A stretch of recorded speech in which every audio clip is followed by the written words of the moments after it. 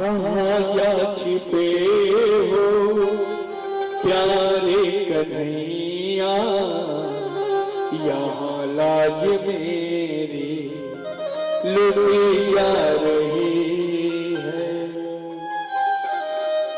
आओ कन्हैया आओ मुरारी, तुमको पुकारे बहना तुम्हारी।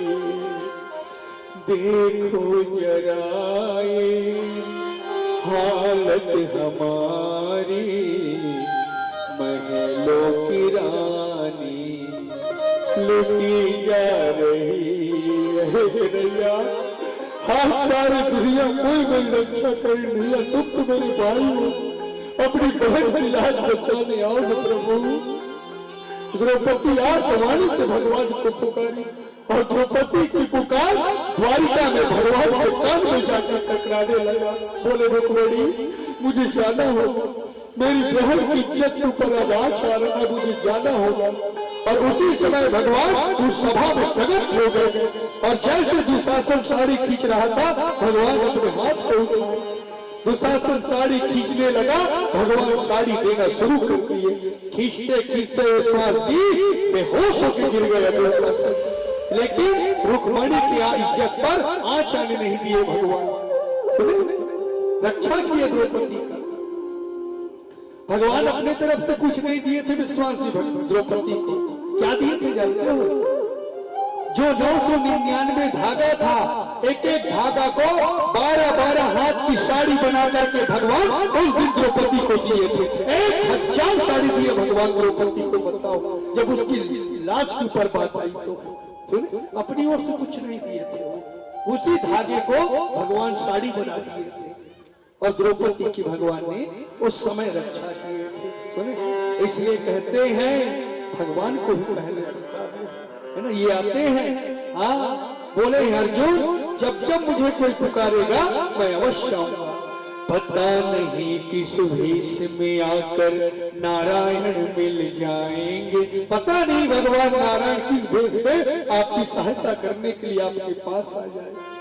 इसलिए उम्मीद करो तो भगवान से करो, मांगो तो भगवान से मांगो। जब ये देते हैं तो छप्पड़ फाड़ के देते हैं भगवान। सुने, ये जीव बटोरते बटोरते थक जाएगा, इतना देते हैं।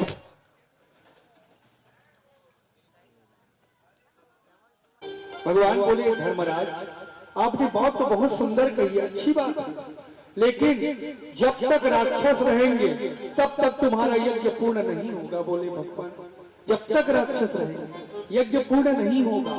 सुने, यज्ञ में बाधा कौन करते हैं? राक्षस लोग, दैत्य लोग। पहले भी देखिए ना, है ना, भगवान राम के युग के समय जब ऋषि मुनि तपस्या करते थे, यज्ञ करते थे, तो राक्षस लोग मांस को, खून को लाके वही डाल देते थे आग में, पूरा तपस्या भंग हो जाता था, है ना। राक्षस तो तपस्या को, यज्ञ को बंद करते हैं ना, पूजा पाठ को। और आज भी कलयुग में भी राक्षस है, और वो भी धर्म के काम को रोकते हैं। हाँ, जो धर्म के काम को रोके वही राक्षस कहलाए हैं। भागवत महापुराण की कथा कहती है, जो धर्म काम को रोके, जो धर्म के विरुद्ध जाता है वही राक्षस कहलाता है। और कहाँ राक्षस खोजोगे आप बताओ? सुने, हाँ, जो धर्म के काम को रोकते हैं कई लोग। जैसे गांव बढ़िया चल रहा है बात, इस साल गांव में कुछ कराना है ना विश्वास, बैठक चल रहा है गांव में, इस साल भागवत कराएंगे या रामायण कराएंगे, कुछ तो कराएंगे।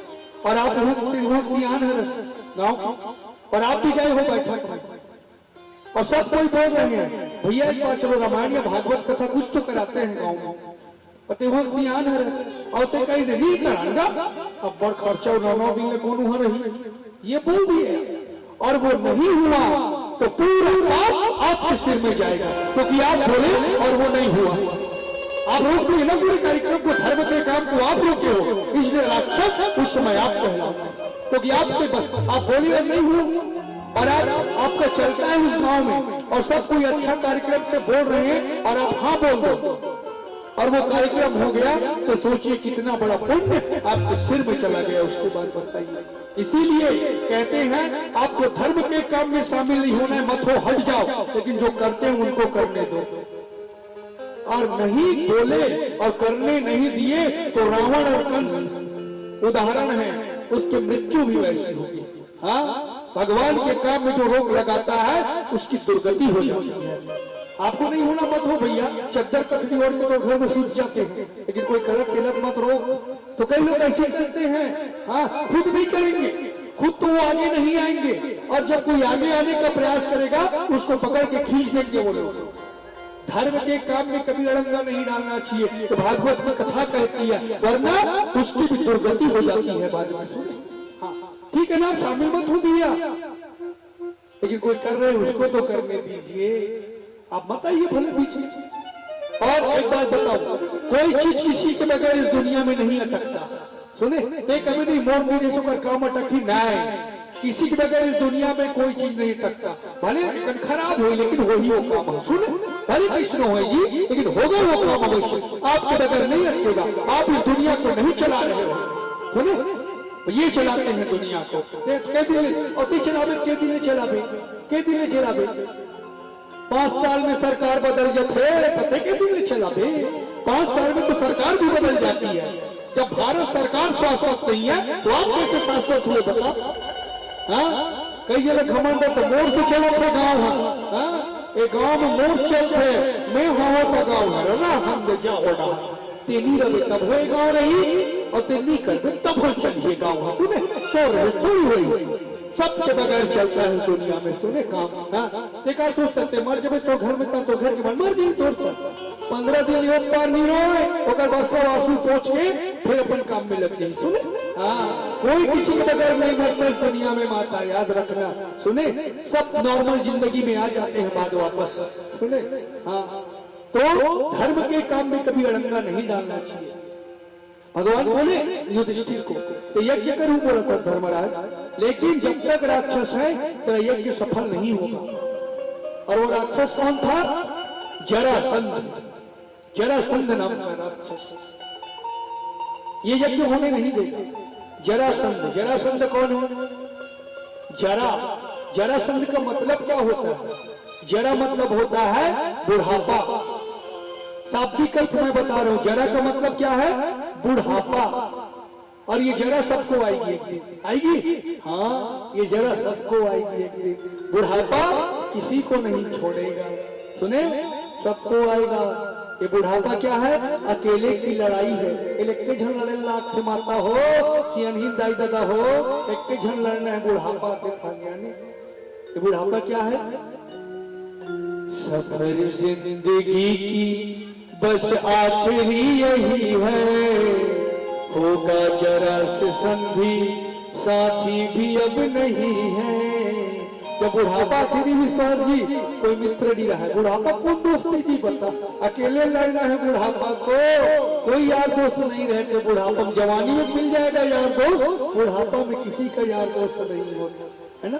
हाँ, जरा सा न बाकी आंखों की ज्योति, बुढ़ापा से नाची गलो कम हो जाते दिखे के है।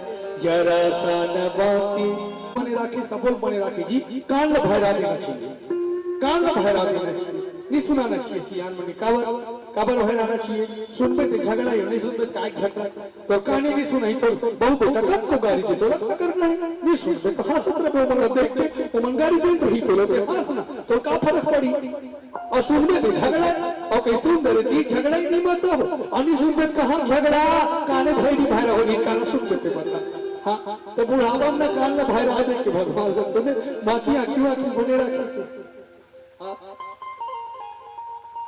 ऐसे बुढ़ापा का, हाँ, बचपन खेल कूद में बिता दिया, जवानी आया तो मौज और मस्ती में बिठा दिया, अब बुढ़ापा आया तब अब तो इनकी शरण में आ, और अब नहीं आएगा तो कब आएगा बता? अब तो मरना है डायरेक्ट तेरे को, अब तो मरना है ना। बुढ़ापा के बाद और कोई चांस नहीं रहता, वो आखिरी लास्ट चांस है। तो बचपन तो तूने खेल कूद में बिता दिया, जवानी नींद और मस्ती में बिता दिया, अब तो बुढ़ापा है, अब आ जाएगी शरण में। अब नहीं आएगा तब कब आएगा बता? हाँ, शासन कब रिटायर करता है? कब रिटायर करते हैं? शासन 60-62 में कर देते हैं रिटायर। हाँ, शासन रिटायर करते हैं 60-62 में, और परिवार रिटायर कब करता है विश्वास जी? ये खत्म होता है तब परिवार रिटायर करते हैं। सुने, ये परिवार के लोग रिटायर करते हैं। सुहाई बता, जब तक कमात हो तो सुहाई निकला तक तो कोई तो बहुत बेटा नहीं सुहाई। हाँ, ऐसे दुनिया में भैया। सुने, हाँ, रिटायर का बरकत थे शासन है। ये आदमी अक्षम हो गया है, अभी आदमी ये काम नहीं कर सकता, इसलिए रिटायर करते हैं क्या?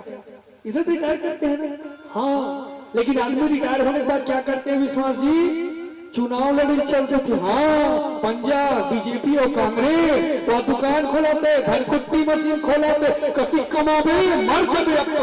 अब तो भगवान के शरण में आ, तो शासन को लोग रिटायर करते हैं, तब तक कर शरण में आ और चुनाव लड़े जाओ तो जीतेगा भाजपा जीतेगा।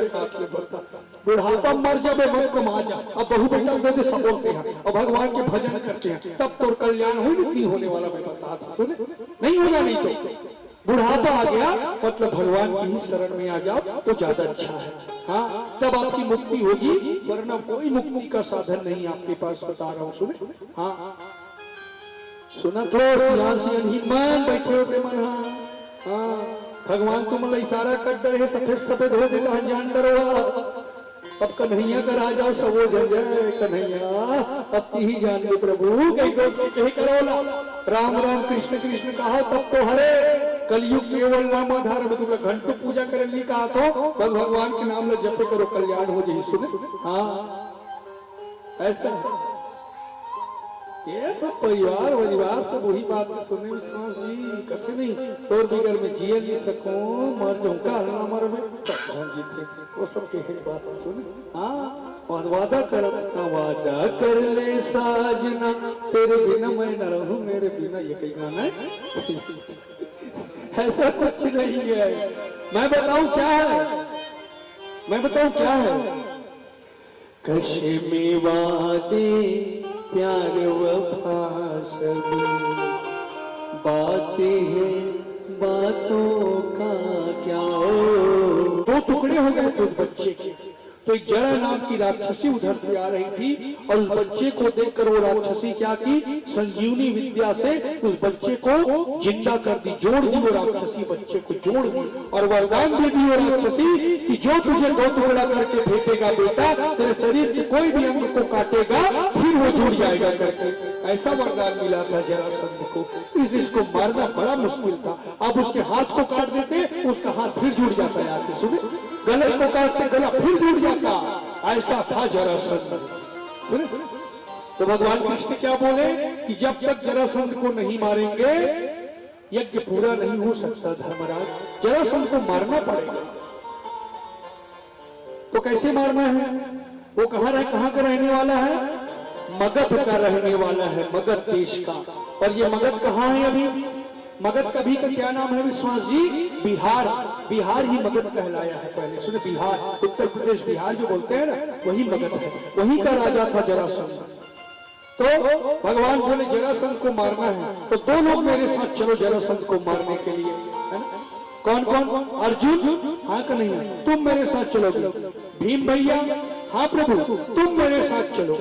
और भगवान अर्जुन और भीम को ब्राह्मण का रूप धारण किए, तीनों ब्राह्मण बन गए और जरासंध के नगर को तीनों चले गए।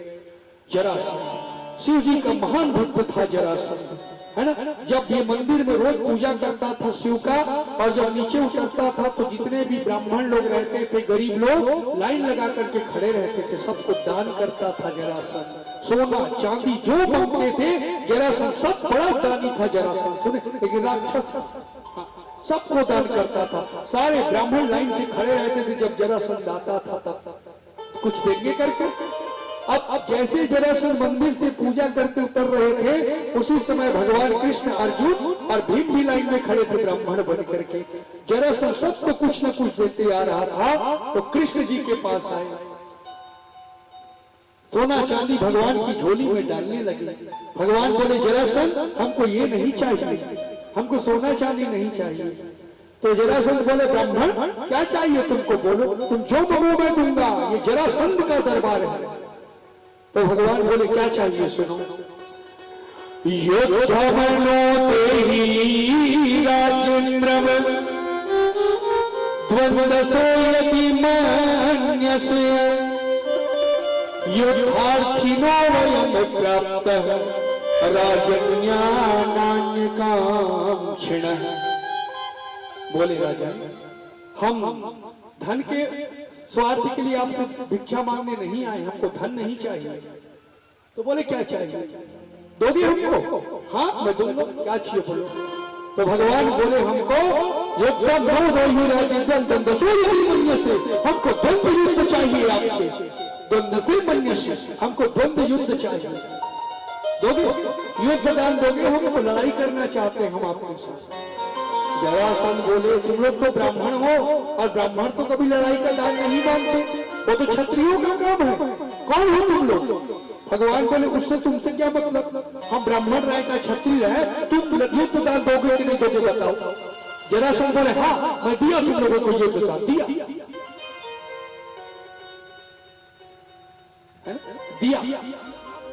जरासंध बोले ये लोग ब्राह्मण हैं और युद्ध दान भी मांगते हैं, और इनका शरीर को देख के मुझे लग रहा है ये क्षत्रियों के जैसे दिख रहे हैं ये तीनों। रहा तो कौन है? अब तो जरासंध अपने योग शक्ति को जगाए और देखे ये कौन है। तो जरासंध को क्या दिखे, एक भगवान कृष्ण थे, एक अर्जुन थे और एक भीम था। जरासंध बोले अरे मूर्खों, इसको भीम और अर्जुन को, अरे मूर्खों तुम लोगों को कुछ चाहिए था तो मेरे पास आते मांगने के लिए मैं दे देता, इसको क्यों लाए हो? छोड़ को इस माखन छोड़ को, इसको तो मैंने 17 बार मथुरा से खेदा, इसको क्यों लाए हो? भगवान बोले जरासंध मैं क्यों आया हूँ जानते हो? तो मरबे कर तमाशा देखेगा भगवान। हाँ मैं तमाशा देखते थे छोटे छोटे, और ये पांचों एक दिन कैलाश पर्वत के नीचे खेल रहे थे। कहा? कैलाश पर्वत के नीचे। और पांचों खेलते खेलते इनके मन में एक बात आया, आज हम पांचों कैलाश पर्वत पे चढ़ेंगे और शिव जी की तपस्या करेंगे और भगवान शिव से वरदान लेंगे, बल लेंगे, वरदान। और पांचों बालक भी जरासंध, दुर्योधन, दुशासन की चक पांचों कैलाश पर्वत में चले गए और पांचों बैठ करके अखंड भगवान शिव की तपस्या करने लगे, है ना? अखंड तपस्या करने लगे, है ना? कैसे तपस्या किए? कैसे तपस्या किए? भोले डमरू बजा दो एक बार,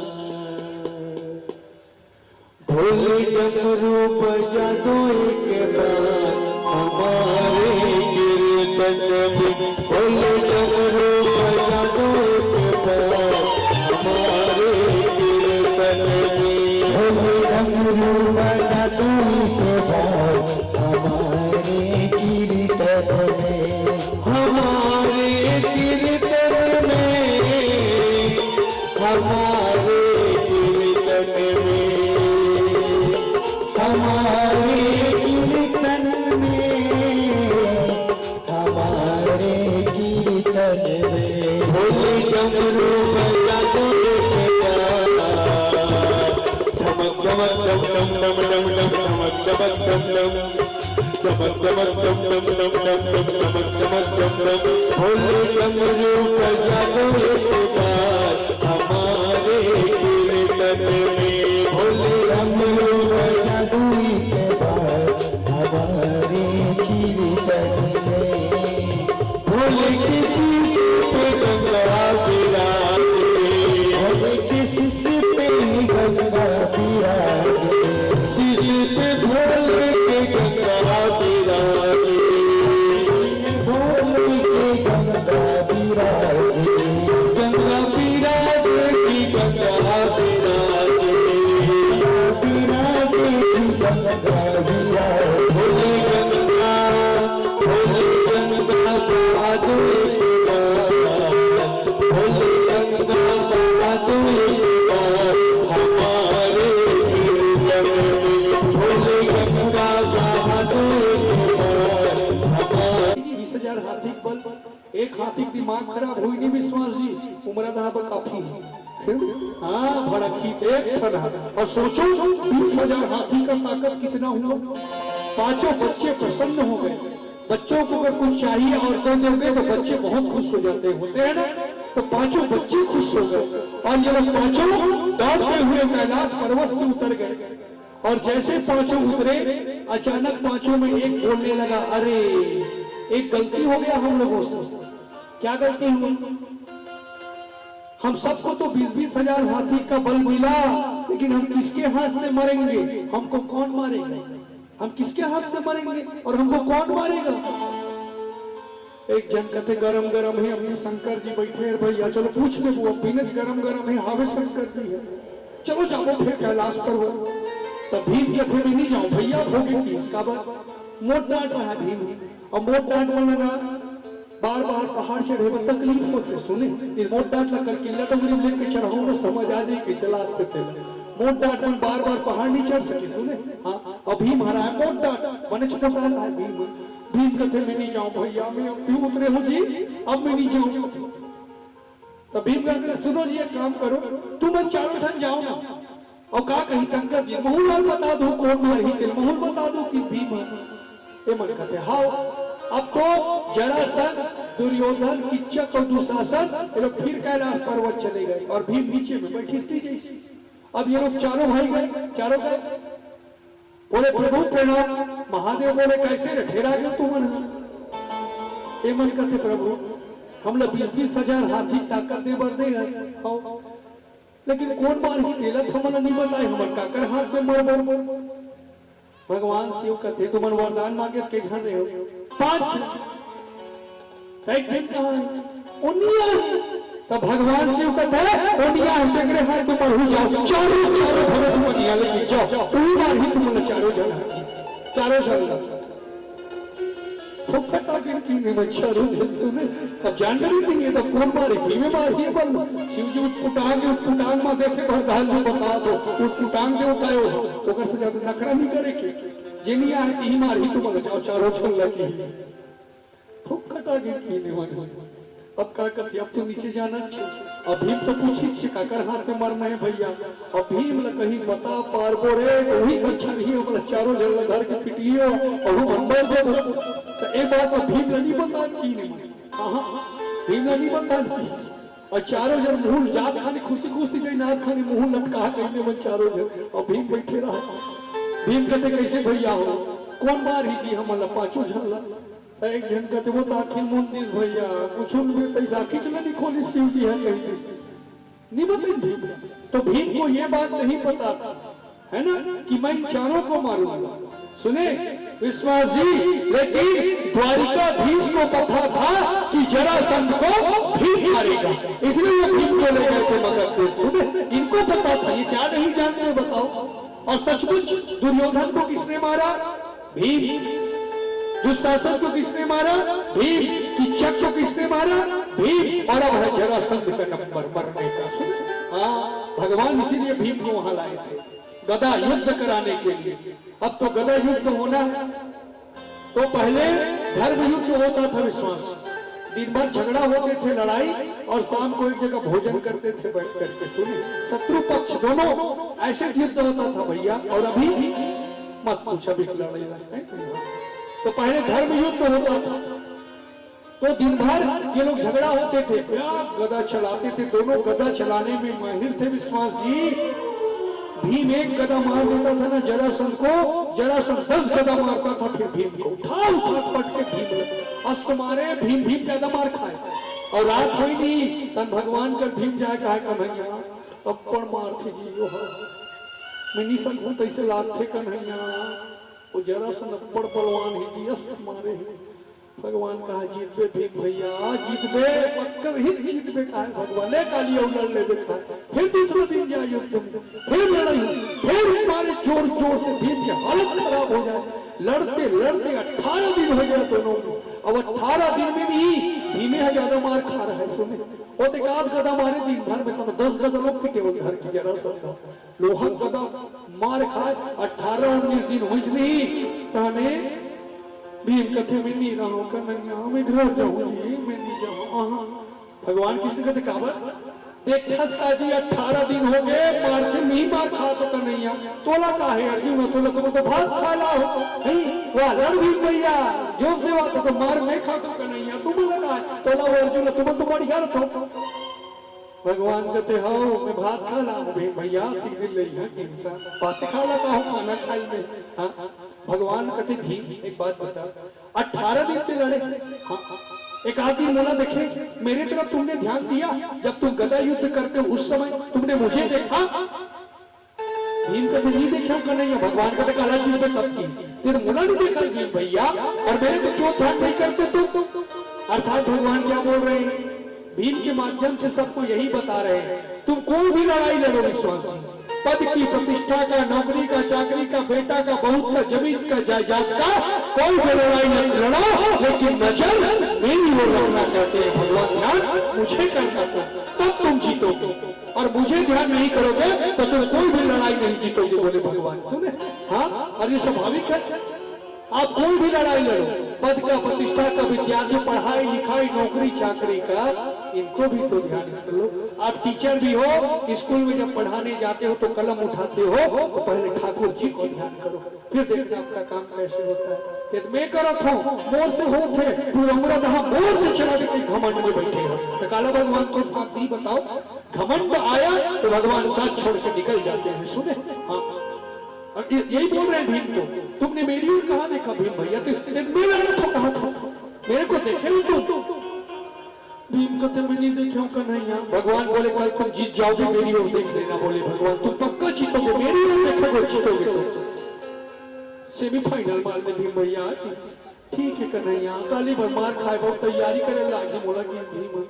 अब तो फिर युद्ध शुरू हुआ अब तो घोर युद्ध दोनों के बीच में गदा युद्ध हो गए थे लड़ते लड़ते भीम मारते थे जरासंध को जरासंध मारता था भीम को बहुत समय बीत गए और अंत में है ना भीम लड़ते लड़ते भगवान कृष्ण की ओर देखने लगे और जैसे भीम का नजर इनकी कृष्ण की ओर पड़ा भगवान एक तृण को पकड़े थे ऐसे और तृण को पकड़े भगवान और भीम को दिखाए भीम भैया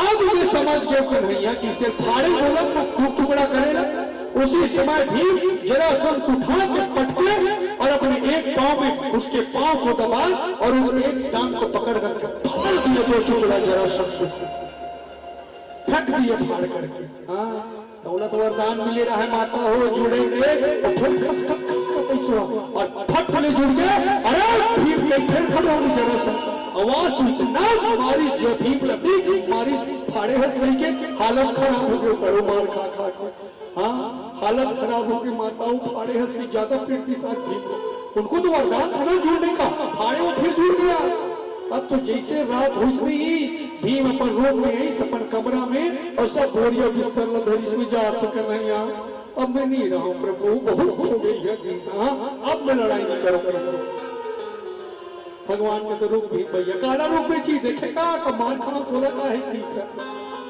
भगवान बोले भीम भैया तुमने मेरी ओर देखा देखे का भैया फाड़े में फाड़े जुड़ के मारते कन्हैया मैं कैसे करूं प्रभु भगवान बोले अच्छा भीम भैया तुमने पूरा ध्यान दिया मेरे ओर पूरे देखे तुम अधूरा देखे मेरे को बोले भगवान तुम अधूरा देखे हो भीम भैया तुमने मेरा ध्यान कहाँ पूरा किया इसलिए तुम हार गए बोले अगर तुम मेरा पूरा ध्यान करते ना भीम भैया आज हम लोग जीत जाते बोले भगवान मेरा तो पूरा ध्यान नहीं किए अर्थात जब भी भगवान का ध्यान करो तो कैसे ध्यान करो पूरा ध्यान करो अधूरा ध्यान आपका पूजा सफल नहीं होगा भीम के माध्यम से फिर बता रहे हैं भगवान जब भी भगवान का ध्यान करे भले 2 मिनट करे लेकिन पूरा ध्यान करे है ना हाँ अधूरा ध्यान में भगवान कभी खुश नहीं होते और हम लोग तो अधूरा ही ध्यान तो करते हैं ओम जय जगदीश हरे पेपर वाला गेला पेपर ले लो भक्त जनों के संकट बैठ भैया में आवत हो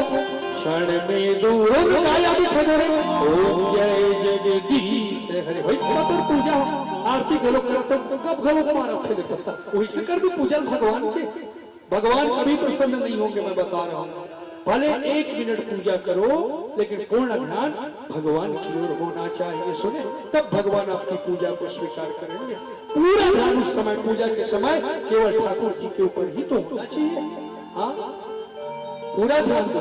और आधा ध्यान करोगे भगवान आपकी कभी हेल्प मदद नहीं करेंगे, सहायता नहीं करेंगे आपकी। राजीव लोचन मंदिर देखो, देखो इसमें राजीव लोचन, राजीव का जाकर देखना, साक्षात हरि जी निवास करते हैं, है ना। अभी 3 दिन के बाद वही हम लोग का भागवत महापुराण की कथा है राजीव के पास, है ना, कुलेश्वर महादेव की नगरी में। तो प्यारे श्रोता समाज, तो राजीव लोचन जाकर देखना है आप लोग। राजीव लोचन का मंदिर कुछ ऐसा बना है, आप ऐसे जाओगे ना तो ऐसे मुड़ोगे, ऐसा है, ऐसा ऐसा है, तो यहाँ पर भगवान है। ऐसे जाओगे, ऐसे मुड़ोगे, फिर यहाँ खड़े होगे तो आपको भगवान दिखेंगे राजीव लोचन। सुन, ऐसा मंदिर है, वो प्राचीन कालीन मंदिर है, वो विश्वकर्मा के द्वारा बना हुआ मंदिर है। जो राजीव का कुलेश्वर महादेव है ना, और जो भगवान राजीव लोचन है, ये दोनों का मंदिर विश्वकर्मा जी ने बनाया था। इंसान के बस की बात नहीं वैसा मंदिर बनाना, वो तो इंसान बना दी तो बाढ़ में बह जाती कुलेश्वर महादेव। कुलेश्वर महादेव का जो मंदिर का गहराई है उसको कोई नहीं जानता कितना है, उसका नींव कोई नहीं भगवान करते। सुने, हाँ, वो सोचा मैं रखवारी कर रहा हूँ, उसको ये लगा जूते को मैं रख रहा हूँ इसलिए चोरी हो गई।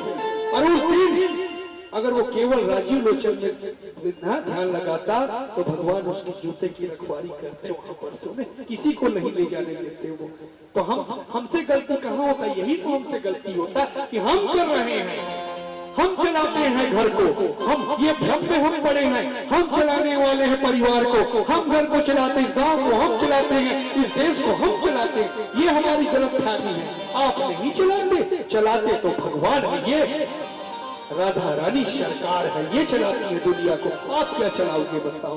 हाँ, कितने रिश्तेदार हैं आप लोगों के? कितने रिश्तेदार हैं? कितने रिश्तेदार हैं बताओ तो समझे। कितने रिश्तेदार हैं बताओ, कितने रिश्तेदार हैं? हमारे दो ही रिश्तेदार, हमारे दो ही रिश्तेदार, एक हमारी राधा रानी, एक हमारी राधा रानी, दूसरा सांवरिया सरकार, हमारे दो ही रिश्तेदार। सुनो माता हो, 2 जने रिश्तेदार, पखांजू वाली माता हो, एक हमारी राधा रानी, एक सांवरिया सरकार। यही तो हमारे रिश्तेदार हैं, इन्हीं को अपना रिश्तेदार बना लीजिए, ये काम आएंगे आपकी। सुने, ये बाकी रिश्तेदार मुझे ठिकाना नहीं है। सुने, हाँ ऐसे है।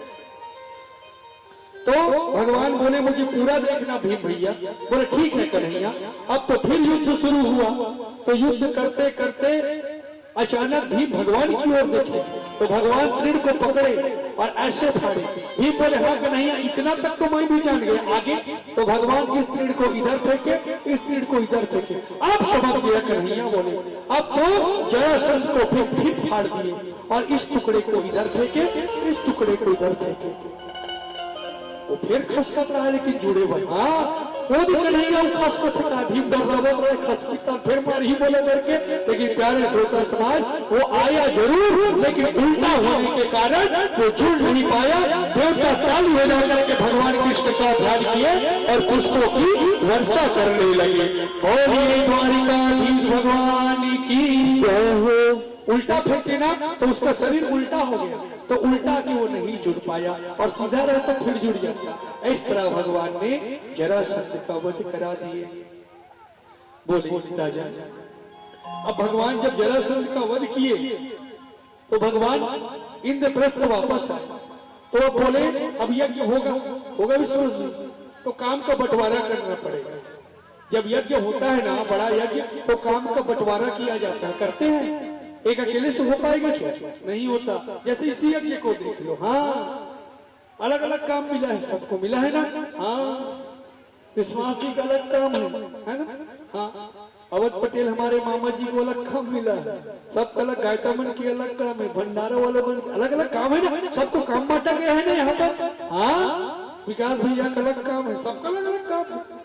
तो जब तक काम नहीं बांटोगे, जो बड़ा यज्ञ है वो पूर्ण नहीं होता। होता है क्या? नहीं होता है। तो इतना बड़ा यज्ञ है कन्हैया, हम पांचों भाई क्या क्या काम करेंगे बताओ? बोले इतने बड़े यज्ञ में, राजसू यज्ञ में हम पांचों भाई क्या क्या काम करेंगे? पांडव लोग पूछे, आप जैसे काम बताओगे कन्हैया हम पांचों भाई करेंगे। तो भगवान कहते भीम भैया मैं जैसे बताऊं तो मैं वैसे करूं? बोले बिल्कुल कन्हैया आप जैसे बोलो। तो भगवान बोले सुनो क्या क्या काम करना है। बोले भीम भैया, ध्यान से सुनिए आप लोग, भीम भैया हाँ कन्हैया ते क्या काम कर बे बताओ। हाँ कन्हैया ते भंडारा रहा देखो जी कि भीम भंडारा रहते रहे। भीम चुप हो गया, भंडारा रहे काबर? भीम खवैया जी वे विश्वास जी और ते भंडारी रात में तो कभी भी खई बेचारा बता तो। हाँ भीम जल्दी भूखा है। भगवान की ते भंडारा रहे भंडारी काम कर बे की। भीम कहते भाई सब खाए पिए मिले मोला इस दिन भर भूखे लाने बैठे रहूं कहूंगा जाके कि भीम हाँ भगवान सबकी आदत न जाने पांडव मन के खवैया में ते भंडारी बनावे कभी भी खई रामनाथ में बता तो ते हैं निकाल लिए और सुने। हाँ भीम हाव के हैं भाग रहा है सुने। तब बोले हाँ कन्हैया ल ठीक है की।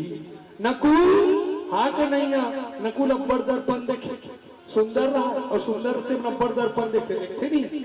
हाँ मैं देखे और भैया भगवान जाने काला देखते थे नींदू अब्बर दर्पण बंद कर रखा थे भगवान जाने काला देखते थे भाई कई जगह की आदत है भाई दर्पण देखने के भगवान जाने विकता और कल देखते रहे ता नकुल अब्बर दर्पण देखे रही रही दर्पण टाइम भी मिले दर्पण देखे मारे। भगवान कहते नकुल हाँ कन्हैया ते जतिक जन हजारों ब्राह्मण ही नहीं ते पत्री में चावल फूल डालना तोड़ तो हमें नकुल कहते भाई सब दर्पण देखने मिले कि पता नहीं हजार ब्राह्मण में काकर चावल पत्री चावल फूल कम हो जाए पत्री में व्यवस्था करवाना ही हुआ उन हाल के नहीं भाई। हाँ कन्हैया लेकर वो किस मजबूरी में। सहदेव सहदेव अपन आप लोग बहुत बड़े पंडित समझे मैं सब बड़े पंडित हूँ का महाराज ते का करते मैं सहदेव क्या करूं कन्हैया जति जन महाराज ना यज्ञ में नहीं अगर हाथ पांव धो धो के अंदर में तीन भेज देते सबके पांव धो देते तो जब अपना ब्राह्मण समझो पांव धो लगते भगवान उन हो के बात आया कन्हैया बोले रबू की अर्जुन हाँ कन्हैया जितने लोग आएंगे तुम लोग उनको आसन में तुम बिठाओगे। बोले बिल्कुल कन्हैया अर्जुन तो भगवान का भक्त था। धर्मराज तुम क्या करोगे? क्या करोगे कन्हैया? तुम कुछ मत करना तुम परीक्षित के जैसे बैठे रहना। हाँ कन्हैया सब जलका माटी काम भीम भगवान कर जाते करे ते का करबे कन्हैया और ते का करबे ओकर तो जीव जरत रहा भीम की है कुल सहदेव ते का करबे प्रभु तहुरत बता दे कर हमला।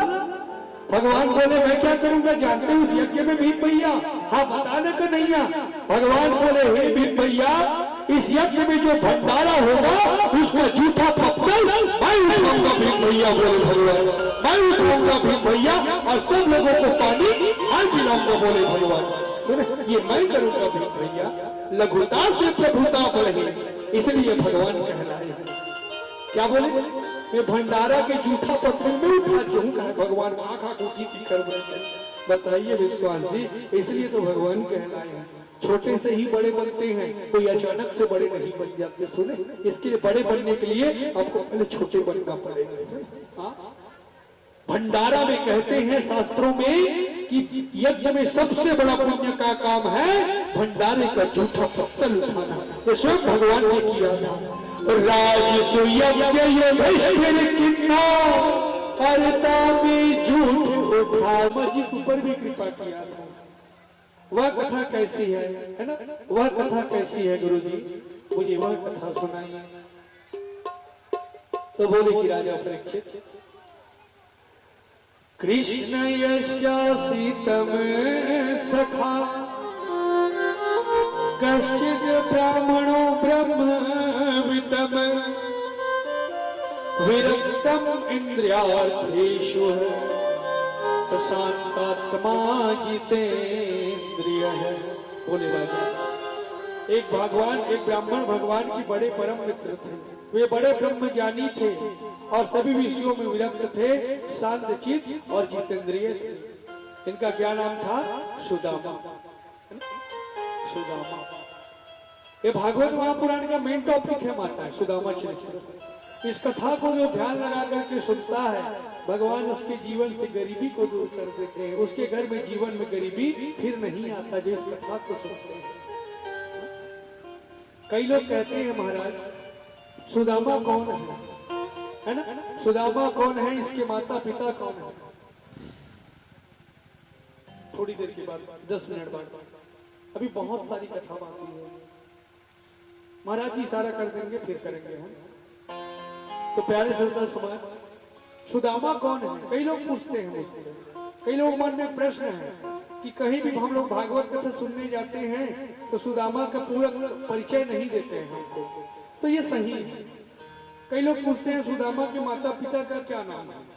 सीरियल में भी देखोगे उनके माता पिता को नहीं दिखाया गया है। दिखाया है? नहीं दिखाया। क्यों नहीं दिखाया बताओ? सचमुच भागवत महापुराण में भी सुदामा के माता पिता के नाम का वर्णन नहीं मिलेगा, आपको नहीं दिया। यहाँ तो सुदामा भी नहीं लिखा है। क्या लिखा है जानते हो? दामा, सिर्फ दामा लिखा है बस, और सुदामा नहीं लिखा है। और सबसे पहली बात मैं आपको एक बता दूं, जिसके मन में उसके माता पिता के बारे में जानने की इच्छा होगी तो सुन लीजिए। ये माता पिता की कथा नहीं है भैया, एक भक्त और एक भगवान की कथा है। सुदामा के पिता कौन है जानते हो? सुदामा कौन है? एक जीव है, और भगवान कौन है? ब्रह्म है। ये जीव और ब्रह्म की कथा है। कृष्ण सुदामा की कथा सुने, एक जीव और एक ब्रह्म की कथा बताती है हमको। ये माता पिता का कोई, भगवान सुदामा के पिता ही भगवान कृष्ण है। सुने, वो तो जगत पिता है, वो सबके पिता है। सुने, तो सुदामा महाराज, ये ना आपका विश्वास जी, सुदामा बचपन से गरीब थे। और कहाँ के रहने वाले थे सुदामा महाराज? चलिए कोई बताइए, तो सुदामा कहाँ के रहने वाले थे? आप लोग बहुत सारे भागवत कथा सुने होंगे, चलो पखांजूर के मैया लोग बताइए, चलिए कहाँ के रहने वाले थे सुदामा महाराज? बताइए, गलत होगा मैं बताऊंगा। हाँ, लिप को मुंह को ऐसे करो, मैं समझ जाऊंगा यहाँ से। हाँ गुड, देखना वाली बता दी। पोरबंदर, यहीं से महात्मा गांधी भी हुए थे, पोरबंदर गुजरात से, है ना? 2 संत हुए पोरबंदर से, गुजरात पोरबंदर, यहीं से सुदामा महाराज भी हुए हैं। सुदामा पोरबंदर गुजरात, आज भी है पोरबंदर। ये बचपन से गरीब थे, सुने विश्वास। और जब बचपन में एक दिन सुदामा माँ, इनका बड़ा सा चुटैया था पीछे, त्रिपुंड चंदन लगाते थे, फटे वाला धोती पहने रहते थे भैया, और लाठी पकड़ के कहा जा रहे थे बचपन में एक दिन उज्जैन महाकाल की नगरी। क्यों? वहाँ सांदीपनी गुरु का आश्रम है, आज भी है, जाकर देख लेना उज्जैन में सांदीपनी गुरु का आश्रम। वही सुदामा महाराज विद्या अर्जन करने जा रहे थे, मतलब पढ़ाई करने जा रहे थे। कहाँ? गुजरात से मध्य प्रदेश पैदल, सुने? हाँ, पैदल। और उसी दिन भगवान कृष्ण और बलराम जी रथ में बैठकर जा रहे थे। कहाँ? वो भी वही सांदीपनी गुरु के आश्रम उज्जैन, वो भी जा रहे थे। और सुदामा महाराज जब चल रहे थे ना, तो रास्ते में भगवान उनको देखे थे, सुदामा को, और पैदल जाते देखे, बोले दाऊ भैया रथ को रोको, थोड़ा रोको। दाऊ भैया, कोई ब्राह्मण पैदल चल रहा है भैया, मुझे अच्छा नहीं लगता, उसको रथ में बिठाएंगे भैया। देखो भगवान कितने अच्छा सोच है भगवान का। बोले महाराज कहाँ जा रहे हो आप? सुदामा बोले मैं उज्जैन जा रहा हूँ, सांदीपनी गुरु का आश्रम। अरे अरे, हम लोग तो भी वही जा रहे हैं महाराज, आओ ना। और अब तो भगवान सुदामा महाराज को रथ में बिठा दिए। चलो दाऊ भैया गाड़ी, रथ चलाओ। चलने लगा। भगवान बोले भैया क्या नाम है आपका, कहाँ के रहने वाले हो? तो सुदामा महाराज बोले मैं पोरबंदर गुजरात का रहने वाला हूँ। भगवान बोले क्या नाम है आपका? बोले मेरा नाम ना सुदामा है, सुदामा। भगवान बोले वाह भैया बड़ा सुंदर नाम है आपका, सुदामा। भगवान तुरंत उसके नाम का संधि विच्छेद किए थे। सु मतलब अच्छा, और दाम मतलब कीमत। जिस व्यक्ति का गांव में, समाज में, देश में अच्छा नाम और इज्जत हो, वही सुदामा कहलाता है। सुने, वही सुदामा। भगवान तुरंत उसके नाम का संधि विच्छेद करते हैं। बहुत सुंदर नाम है। सुदामा बोले आपका क्या नाम है? मेरा नाम कृष्ण है, और जो रथ चला रहा है ना वो मेरे बड़े भाई हैं, दाऊ हैं। बलराम नाम है, लेकिन मैं इनको दाऊ भैया कहता हूँ प्रेम से। अच्छा आप लोग कहाँ के हो? हम लोग मथुरा के हैं, हम मथुरा के राजकुमार हैं, हम भी सांदीपनी गुरु के आश्रम ही जा रहे हैं। और बात करते गए जब तक के लोग उज्जैन पहुंचते दोनों के रिश्ता गढ़ा गया, मित्रता। सुने, हाँ, उज्जैन पहुंचते तक दोनों को भगवान तुरंत मित्र बना देते थे। हाँ, अब तो ये तीनों कहा गए संदीपनी गुरु के आश्रम, और तीनों वही विद्या अर्जन करने लगे, पढ़ाई करने लगे। तीनों बच्चे पढ़ाई में बहुत होशियार थे। भगवान तो थे ही ना, वो तो भगवान है। बलराम जी भी भगवान है, सुदामा भी था पढ़ाई में बढ़िया। हाँ, अच्छा पढ़ाई लिखाई करते थे। हाँ, विद्यार्थियों का लक्षण, विद्यार्थियों का क्या लक्षण है? क्या लक्षण है जानते हो विद्यार्थी लोग? क्या लक्षण है? काकी चेष्टा बको ध्यान में स्वर्ण गया, चना दिया गया था। चना किसको दिए? सुदामा को। और बोले सुदामा ये चना दोनों के लिए है। आप लोग कथा क्यों जानते हो? सुदामा ये चना तुम दोनों के लिए है, बोली गुरु माँ। जब बेटा जंगल में जाओगे और जब तुम दोनों को भूख लगेगा तो इस चना को खा लेना बेटा, इसमें कृष्ण का भी हिस्सा है और तुम्हारा भी हिस्सा है। सुदामा बोले बिल्कुल गुरु माँ, हम खा लेंगे। और चना किसके हाथ में पड़ गया? सुदामा के हाथ में। भगवान कृष्ण रस्सी लेकर आए, बोले गुरु माँ हम लोग जा रहे हैं। और दोनों कृष्ण सुदामा निकल गए कहाँ? जंगल लकड़ी बीनने के लिए।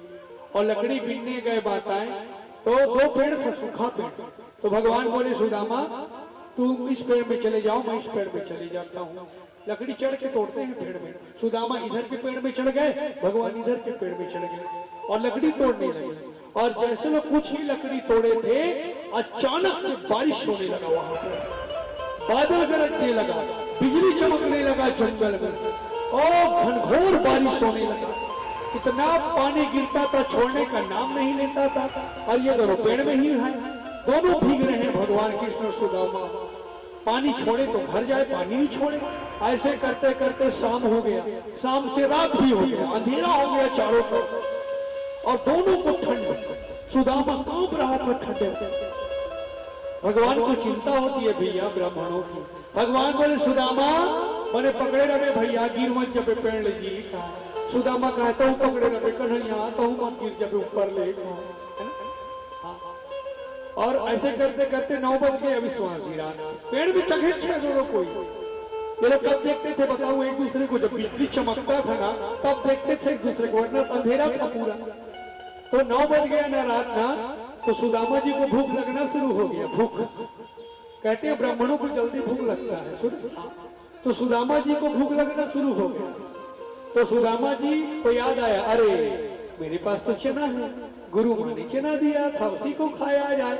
अब तो सुदामा महाराज उस पोटली से चना को निकाले और अब उसको खाने लगे। तो वो चना जब खाता था सुदामा का दांत बचता था, कटर कटर, वो भगवान के कान में जाता था। भगवान बोले सुदामा काय बाजत सुदामा बड़ दे। सुदामा कहते का बताओ कन्हैया, ठंड लगत कन्हैया, ठंड में मोर दांत बजत कन्हैया, काय बताओ ठंडी में। हाँ, भगवान मन में कहा दांत नहीं बाजते सुदामा, चना बाजते। ये कैसे नहीं जानेंगे, ये तो अंतर्यामी है ना। और सुदामा खाते खाते अपने हिस्से का तो खाया विश्वास से, लेकिन वो अब तो भगवान के हिस्से का भी खाना शुरू कर दिया। हाँ, और ऐसा चना खाया, पूरे चना को ही खा दिया। जब का देर इस गुरु माता सबको खा दिया।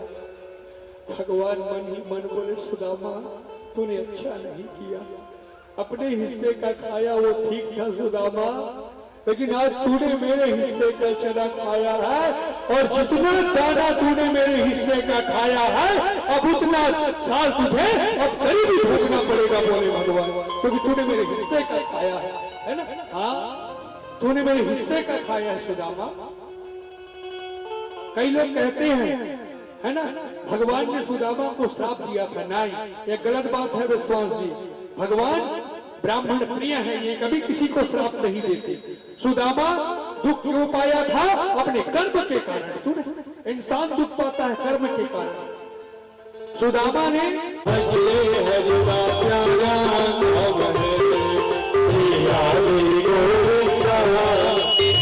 बड़ा अभिशाप हो गया। जो गरीबी भोगा है वही जानता है तो गरीबी क्या हो सकता है। एक एक दाने के लिए तरसना पड़ता है जब गरीबी आता है तब। हाँ, भगवान सबको सब कुछ दे दे पाता है, लेकिन जीवन में गरीबी बनती है। जब आप गरीब रहोगे ना तो लोग आपका मजाक उड़ाएंगे देखकर। सुने, हाँ, आप थोड़े से खाने पीने के लिए भुगत जाओ ना, लोग हंसते हैं देख करके गरीबी आता है तो। सुने, हाँ, इस दुनिया में हंसी उड़ाने वाले लोग बहुत मिल जाएंगे आपको। ऐसा होता है गरीबी, एक एक पैसे के लिए तरसना पड़ता है गरीबी में। सोचो, जिस माँ के 2 बच्चे भूख से व्याकुल होते रहे होंगे तो सुशीला का क्या हाल होता रहा होगा। कहते थे, माँ हमको बहुत भूख लगता है, माँ कुछ तो दो भोजन। सबसे खा जी स्वाल जी, लेकिन भूख नहीं होता सर। हाँ, भूख नहीं होता सर। कभी कभी कई दिन हो जाता था ब्राह्मण के घर में एक अनाज का दाना नहीं रहता था। बताओ, अरे बहुत मुश्किल से लोगों का गुजारा चलता था। उसकी धर्म पत्नी थी सुशीला, उसकी साड़ी में इतना छेद हो गए थे पहनने के लिए, एक साड़ी में पूरे जीवन गुजारती थी वो स्त्री। लेकिन मजाल है किसी की पहनी हुई साड़ी को वो पहने, किसी का देना नहीं पहनती थी वो। हाँ, पतिव्रता नारी थी वो, जो भगवान दिए उसी में खुश थी। और यही होना चाहिए माता है, जितना भगवान ने आपको दिया है उसी में आप संतुष्ट रहो। सुने, संतुष्ट रहोगे तो नारायण भी आपके जीवन में कृपा करेंगे। इसलिए अगर मदद करनी है तो गरीबों की मदद करें। भोजन का मतलब वही जानता है विश्वास जी जो भूखा हो, उसको भोजन का महत्व क्या होता है। पानी का महत्व वही जानता है जो प्यासा हो। अरे जिसके पास सब कुछ है उसको दोगे वो कद्र नहीं करेगा आपकी चीजों का। इसलिए करना है तो गरीबों की मदद करेगी। 15 दिन हो गए विश्वास जी सुदामा के घर भोजन नहीं बना था। 15 दिन सोचिए, अन्न का एक दाना इसके परिवार के किसी के मुंह में नहीं गया था। बताओ, सुशीला छाती पीट पीट कर रोती थी, प्रभु हम लोगों ने ऐसा कौन सा पाप किए थे भगवान, या ये देखना पड़ रहा है। हम भूखे रहे तो चल जाएगा प्रभु, लेकिन बच्चों का क्या, उसको क्या खिलाना। घर में बच्चे भूखे हो तो माता पिता का कलेजा फट जाता है। क्या गलती हुआ है प्रभु, क्या अपराध हुआ है भगवान, क्या जुर्म के करने के लिए हमको भुगतना पड़ रहा है। इतना गरीबी होते हुए भी सुदामा महाराज कभी भगवान को नहीं भूले, बस एक ही बात कहते थे, हरे रामा हरे कृष्ण हरे रामा हरे कृष्ण। बस गरीबी, भगवान सबको सब कुछ दे दे लेकिन गरीबी मत दे। और मदद करनी है माताएं तो गरीबों की मदद करें। गरीबों की सुनो वो तुम्हारी सुनेगा, गरीबों की सुनो। तुम 1 रुपया दोगे वो 10 लाख देगा, गरीबों की सुनो। आज इस देश में भारत में आधी से ज्यादा आबादी ऐसा है जिसको 2 वक्त का भोजन नहीं मिलता। आधी से ज्यादा आबादी हमारे भारत में जिसको 2 वक्त का भोजन नसीब नहीं, और जिसको मिलता है वो उसका अपमान करते हैं भोजन का। हाँ, कई लोगों को देखा होगा, हाँ, भोजन आता है तो ये खाएंगे वो नहीं खाएंगे। अरे तुम तो इतने भाग्यशाली हो, तुमको वो भी मिल रहा है। दुनिया में कई ऐसे लोग हैं कि वो भूखे पेट सड़क पे पड़े हैं, जाकर खाने के लिए अन्न का निवाला नहीं है उनके पास, भीख मांगते हैं दर्शन जाकर के। तुमको अगर 2 वक्त का भोजन मिलता है तो तुम बड़े भाग्यशाली हो। इसलिए सब का नादर करना, लेकिन कभी अन्न का नादर मत करना। अन्न का नादर कभी नहीं करना चाहिए। एक बार अगर पूर्णा देवी आपसे रुष्ट हो गई ना, जिंदगी भर भुगत भुगत के मर जाओगे। अन्न का नादर कभी नहीं करना चाहिए। जैसा मिल गया, जो मिल गया, जय पूर्णा मां करके खा लेना चाहिए। हाँ, अन्न का नादर कभी ना होना चाहिए, इतना याद रखें आप लोग। ऐसा गरीब इसके जीवन एक दिन ले दे के विश्वास जी, ले दे कर भोजन मिली, सबका का चावल मिले सुदामा और ले दे सुशीला पकात्री सुदामा कहते सुशीला हम दोनों कोई भले नहीं खा सुशीला, लड़का मन बरा लिया क्या कर चावल ले दे सुशीला क्या दिन खाना बने। और जैसे दोनों बच्चे खाने बैठे थे, उसी समय दरिद्र नारायण आ गए। भैया अब बड़ दिन से भूखा हूँ, मुझे कुछ नहीं मिला, कुछ तो खाने के दो। पता ये लोग अन्न के लिए भुगत रहे हैं और इसी के घर में कोई और भीख मांगने आया है अन्न का। तो सुशीला क्या की, अपने बच्चों के लिए जो भोजन पकाई थी उसको ब्राह्मण को दे दी। बताओ ये है, हाँ ये है, बताओ अभिशाप।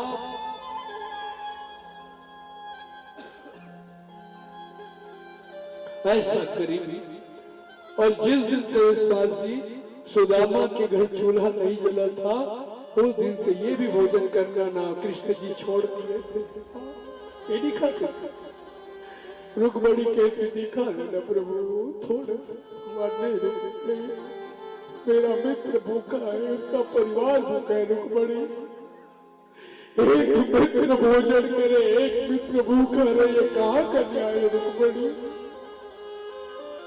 मेरा सुदामा भूखा है रुकमणी, मैं अपने मित्र को भूखा नहीं देख सकता। आज उसके बच्चे भूखे हैं रुकमणी, खाना प्रभु। सब रानी मनाते थे भगवान को, लेकिन ये नहीं खाते थे।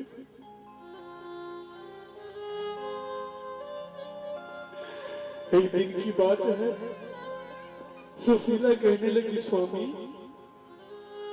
मैंने तो सुना है द्वारिकाधीश कृष्ण आपके मित्र हैं। सुदामा बोले सुशीला तू क्या बोल रही है? तेरे मन में पाप आ रहा है। सुशीला तू क्या बोल रही है? मैं क्या बोलूं स्वामी? तू ये बोल रही है ना वो द्वारिकाधीश मेरा मित्र है तो मैं उसके घर मिलने के लिए जाऊंगा?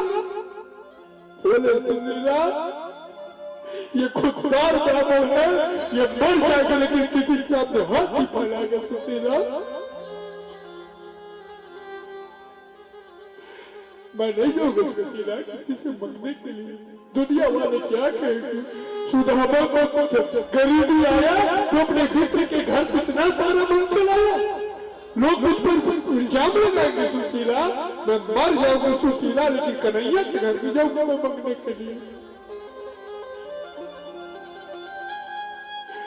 सुशीला बोली स्वामी मैंने कब कहा है आप जाकर मंगो उनसे करके। मैंने तो सुना है स्वामी कथा में वो तो बंदरों को माखन खिलाते थे, अपने गरीब मित्रों को वो माखन खिलाते थे। मैं सोच रही थी प्रभु अगर आप द्वारिका जाते और एक बार इनका दर्शन कर लेते, हो सकता है इन्हीं की दर्शन से हमारा जीवन अच्छा हो जाता। सुदामा महाराज बोले सुशीला तू कहा तो ठीक नहीं है, लेकिन सुशीला एक ब्राह्मण के घर, गुरु के घर, भगवान के मंदिर में और मित्र के घर कभी खाली हाथ नहीं जाते सुशीला। कुछ न कुछ हाथ में होना चाहिए। किनके किनके घर? ब्राह्मण के घर, मित्र के घर, गुरु के घर और भगवान के मंदिर में कभी खाली हाथ नहीं जाता। बच्चों का ख्याल रखना सुशीला, मैं जल्दी वापस आऊंगा, तब तक मेरे बच्चों का ख्याल रखना। और अब तो सुदामा महाराज है ना द्वारिका की ओर जा रहे हैं, लड़खड़ाते लड़खड़ाते है ना, चावल दबाए हुए अपने कान पर लड़खड़ाते चल रहे हैं, जा रहे हैं। इतना काटा गरा था विश्वास जी सुदामा के पांव में और गड़ने के लिए जगह नहीं, चप्पल नहीं था बिछाए के पास, इतना फोड़ा था पांव। 15 दिन हो गया कुछ नहीं खाया है और कहा जाएगा वो द्वारिका। बताओ पैदल एक दिन ना खा करके चल के दिखाओ, समझ आ जाएगा। एक दिन का भूख क्या होता है लेकिन उपास रखने को समझ आता है। बताओ जिसके पेट में 15 दिन हो गया अन्न का दाना नहीं गया, उस मनुष्य के ऊपर क्या बीतेगी बताओ, क्या बीतेगी उसी ऊपर। चक्कर आता था सुदामा, चलता था तो कुछ नहीं खाया ना, गिरने लगता था, फिर संभालता था, फिर लाठी पकड़ता था और जा रहे सुदामा महाराज हरे रामा हरे कृष्ण हरे रामा हरे कृष्ण और जा रहे थे विश्वास जी। और रास्ते में बड़ा सा गड्ढा था, गड्ढा। सुदामा उस गड्ढे को देखने